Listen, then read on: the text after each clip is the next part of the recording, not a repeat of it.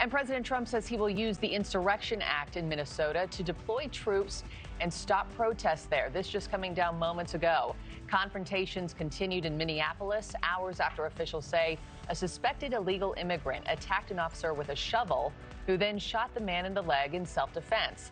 Let's get out to NewsNation's Mills Hayes, who's been there on the ground for us. Mills, how has the mood there in Minneapolis shifted after this most recent shooting? Markie, it's definitely more tense, and President Trump even threatening to invoke the Insurrection Act after we saw this unrest overnight following that ICE officer-involved shooting with a Venezuelan immigrant. Also, just 1 week after Renee Good was killed by an ICE officer. You can still see some of the crime scene tape on the ground here. We saw hundreds of protesters come out in response. Minneapolis police saying they declared an unlawful assembly and that protesters were throwing ice, rocks, and fireworks at officers. Federal officers deploying flashbangs, pepper spray, and tear gas. Now, this all happened, DHS says, when they were making a targeted enforcement traffic stop of a migrant from Venezuela. They say that he fled from them, and when they were chasing after him, two other men came out of an apartment with a shovel and a broomstick and began attacking those officers. One ICE officer fired in self-defense, fearing for his safety, shooting the initial subject in the leg. Then